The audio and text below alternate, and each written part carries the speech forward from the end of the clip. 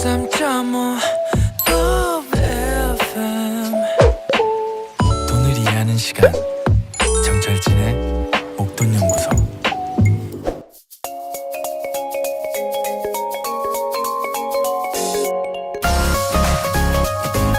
경제적 자유를 위해 조기 은퇴를 꿈꾸는 파이어족. 우리 주변 파이어족들의 생생한 이야기를 전해줬습니다. 파이어족이 인싸가 되는 그날까지 파싸.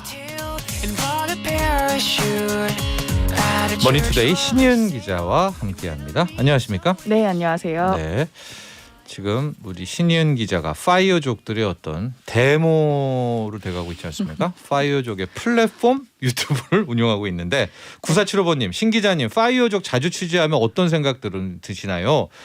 또 신 기자님은 언제 파이어? 저희 이제 그 유튜브도 이제 10만 임박이거든요. 네. 근데 저도 이제 그래서 많은 분들을 취재했잖아요, 지금까지. 취재하면서 드는 생각인데 돈 버는 방법은 정말 다양하구나, 세상에.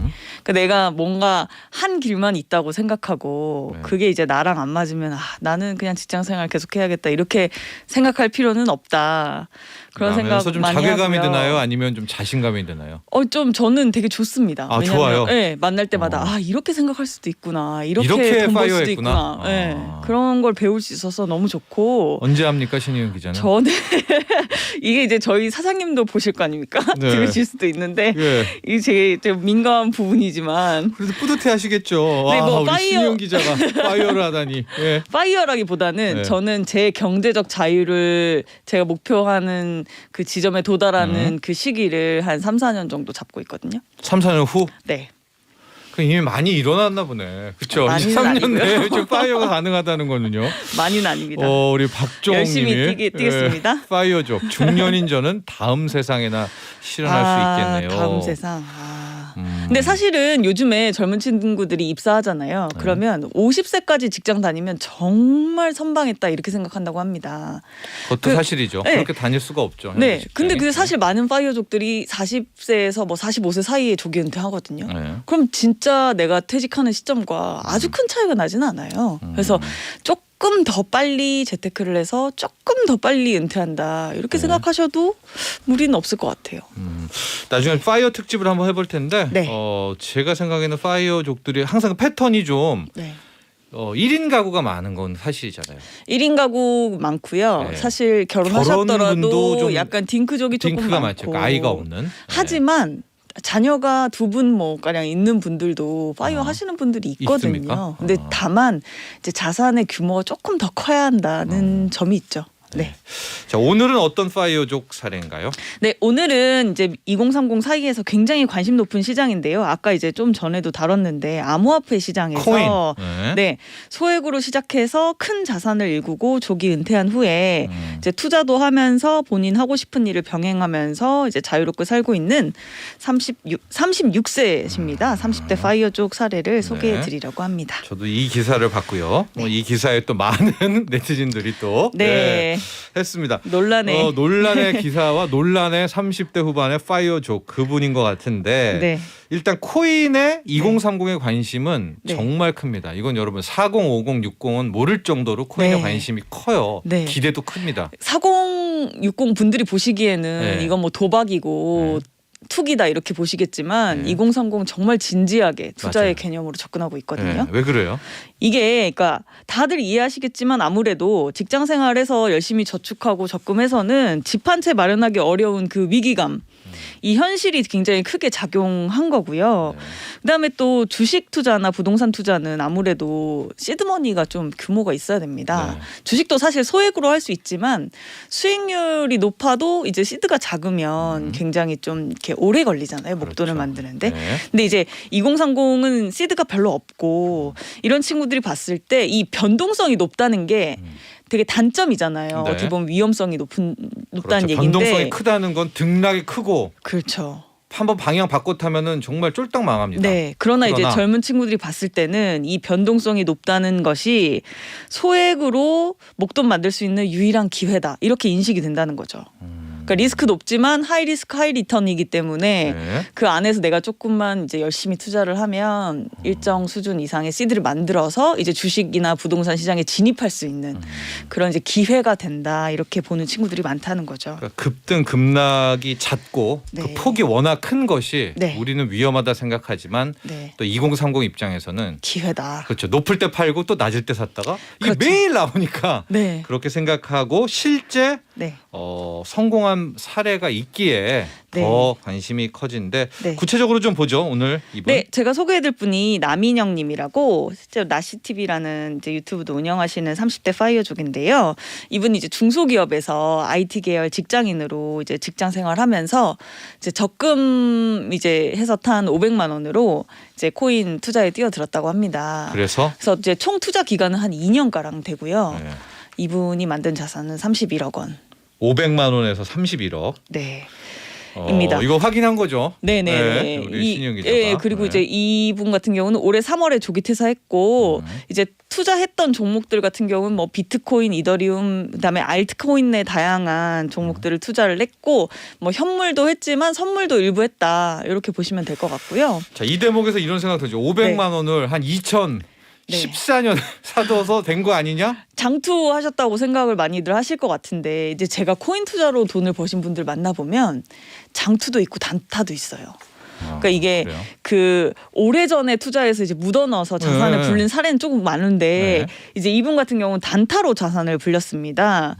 이제 차트 분석 기반으로 이제 단타 하시는 거고요. 네. 이게 최근 들어서 차트 분석을 활용해서 이제 단기 투자하는 2030들 굉장히 많아졌어요. 어려운데. 예. 어렵죠. 예. 이게 주식에서도 차트는 엄청 어려운데. 어렵거든요. 예. 근데 이제 나름대로 시행착오를 거치면서 매매 원칙을 만들고 그걸 지켰더니 본인은 자산이 빨리 불어났다 이렇게 말씀하시더라고요. 어떤 원칙, 어떤 방법입니까, 이분? 이게 그러니까 코인 같은 경우는 재무제표도 없고 네. 예? 저평가 기준이 될 수 있는 뭐 퍼나 PBR 이런 게 밸류에이션이 없죠. 없잖아요. 네. 그러니까 근간이 되는 자산이 그러니까 없는 거죠. 그러니까 백서만 있는 거죠. 그렇기 때문에 이 시장에서 가장 큰 건 투자 심리입니다. 네. 그리고 이제 일부 이제 고래라고 하거든요. 세력 뭐 이런 미리 이제 매집한 대주주죠. 네네네, 대주주들 그런가요? 이런 대주주. 분들의 이제 투자 행태가 굉장히 큰 영향을 미치는데 이분 같은 경우는 이제 본인을 비롯해서 개인 투자자들이 어떻게 했을 때 손실을 많이 보고 어떻게 했을 때 이제 일정 이상 수익을 낼 수 있는지를 열심히 분석을 하셨다고 해요. 네. 그래서 이제 본인 나름대로 만든 게 이제 5분봉 3틱 룰 하고 순환 매수 매도법이라고 해요. 이게 네. 이분이 이제 개인 투자자인데 자기 기법이에요. 자기 기법. 자기만의 약간 잃지 않는 이제 그 원칙을 만든 거죠. 5분봉 3틱 룰? 네, 이건 이제 비교적 싸게 사는 기법이라고 하고요. 어떻게 하나요? 이거는 이제 5분봉 3틱 룰이란 게 네. 이제 5분봉은 아시잖아요. 여러분이 5분마다. 차트에서 5분봉으로 네, 맞추면 네, 됩니다. 네, 분봉을. 예. 근데 이제 이게 양봉일 때가 있고 네. 이제 하락으로 전환하면 음봉으로 전환하잖아요. 네. 그럴 때 이제 보통은 이 음봉이다가 양봉이 되면 아 이제 오르는가 보다 해서 사거든요. 네. 그럼 물린다는 겁니다. 예. 그러니까 사실은 오르기 시작할 때 사면 되게 리스크가 크다는 거예요. 이 네. 시장은 되게 변동성이 높기 때문에 잠깐 올랐다가 이제 크게 하락하면 손실을 많이 볼 수 있다는 거죠. 네. 근데 이제 음봉으로 바뀐 다음에 어느 정도 의미 있는 가격이 한 3틱 정도 떨어졌을 때 그때 이제 매수로 진입한다는 겁니다. 네. 그러면 그러면 더 충분히 떨어졌다고 본인이 생각하는 그 지점. 네. 네. 그러니까 떨어졌을 때 사야 된다는 거예요. 투사선을 뭐 지지선을 돌파했을 때 이제 주식과 오른다고 다르네요. 생각하면 사면 안 된다는 네. 거죠. 주식은 보통 그 지점을 돌파하고 네. 따라붙어라 그러는데 그러니까 코인에서도 그런 식으로 이제 매매하시는 분들이 있는데 네. 이거는 이제 잠깐 돌파했다가 이제 급락할 수도 있기 또 때문에 떨어진다. 이제 본인은 그렇게 안 했다는 이분의 거예요. 우리 네. 생각입니다. 이제 네. 이렇게 해서 이제 비교적 저가에 살 수 있고 이 상태에서 사면 뭐 추가로 조금 더 떨어질 수도 있지만 향후에 이제 반등했을 때 이제 수익도 더 크게 먹을 수 있고 또 이제 뭐 오를 때 사지 않는 그런 식의 이제 리스크 관리가 된다는 거죠. 순환 매수 매도법은요? 이거는 이제 내가 이제 오를 거라고 생각하고 이제 샀는데 이제 하락할 때 네, 이제 많죠. 물타기 하는 것도 많잖아요. 이게 이제 사실 뭐 비트코인이나 이더리움 같은 경우는 내가 장기적으로는 상승할 거라고 생각하고 있지만 그 단기적으로 봤을 때는 등락이 엄청 심하잖아요. 못 버티죠, 막 멘탈이. 네, 그러면 이제 내려갔을 때 내가 이제 내가 생각했을 때는 싼 가격이면 이제 더 매수를 할 텐데 물타기를 하죠. 네, 그럴 때 이제 계속 사는 게 아니고 떨어질 때마다 계속 사는 게 아니고 예. 예를 들면 1,000원일 때 이제 이게 800원이 되면 그냥 사는데 네. 이게 이제 800원 갔다가 다시 한 900원 갔다가 다시 떨어질 거 아니에요. 네. 요 구간만큼을 추가 매수했다가 매도한다는 겁니다. 800원에 산 건 어쨌든 반등 나올 때 턴다. 그 다음에 700원 가서 다시 800원 가면 요만큼은 또 턴다는 거예요. 그런 식으로 해서 이제 평단가를 조금씩 차이 실현을 하면서 내려온다는 거예요. 네. 그랬을 경우에 이제 큰 본인이 버틸 수 없는 이제 큰 손실을 조금 막고 기본적으로 네, 멘탈은 이렇게 챙길 매수할 수 수가 있다는 있다. 거죠. 네네네. 그런 식으로 이거는 이제 주식에도 있는 기법입니다. 네네네. 이걸 이제 두 가지를 지켜서 본인은 돈을 벌었다 이렇게 말씀하십니다. 쉽게 말하면 이제 삼성전자 물을 타는데 네. 막 9만 원에서 사도 쭉 물을 탔을 거 아니에요? 네. 근데 계속 물만 네. 타면 내가 좀 심리적으로 굉장히 그러니까 만약에 이제 6만 부담스럽잖아요. 9천 원에 내가 물을 탄 그 액수만큼은 네. 만에 하나 그게 7만 네. 1천 원이 됐다 삼성전자면 네. 그만큼은 털자. 그만큼은 턴다는 거죠. 털면서 그러면 이제 내 평단가라는 건 사실 평균 매수 매수단가죠. 가격이기 때문에 매수 단가는 뭐 크게 낮아지지 않더라도 그만큼의 내 차익이 내 계좌에 반영이 되잖아요. 그리고 또 현금을 계속 손에 줄 수가 있는 그쵸. 효과가 있다. 네, 그런 장점이 있죠. 이거는 이제 근데 너무 주식시장에도 평범한데 이걸로 말씀하셨듯이 지금 500만 원을 31억 만듭니까? 이거 좀 너무 그런데. 네네. 네? 또 하나는 네. 이제 아까 그 다른 노하우 하나 더 소개드리자면 이게 변동성이 너무 높다 보니까 이제 그러니까 이익이 많이 날 때 있잖아요. 네. 이익이 많이 날 때 계속 들고 있으면 또 급락할 때 그게 또 손실이 되는 거잖아요. 네. 그러니까 내가 자산이 많아져도 사실 일정 기간 지나서 급락하면 또 그만큼 줄어드니까 그러니까 일정 수준 이상 올랐을 때는 현금화하는 겁니다.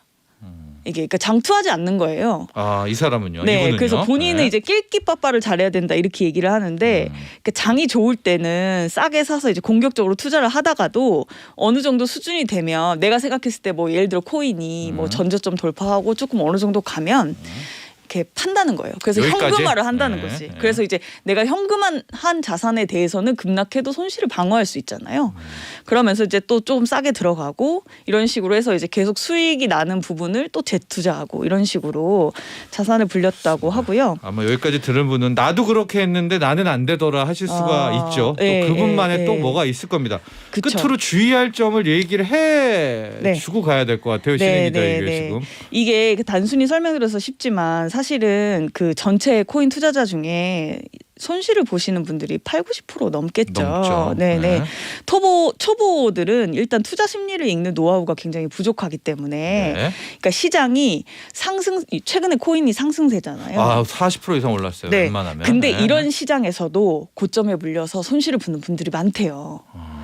그러니까 이게 그러니까 굉장히 오른다고 해서 변동성이 다 커서 그렇죠. 네, 다 돈을 버는 게 아닙니다. 오를 만할 때 내가 샀다가 또 이제 하락할 때 무서워서 팔아버리면 이거 계속 손실만 보다가 이제 끝날 수 있거든요. 네.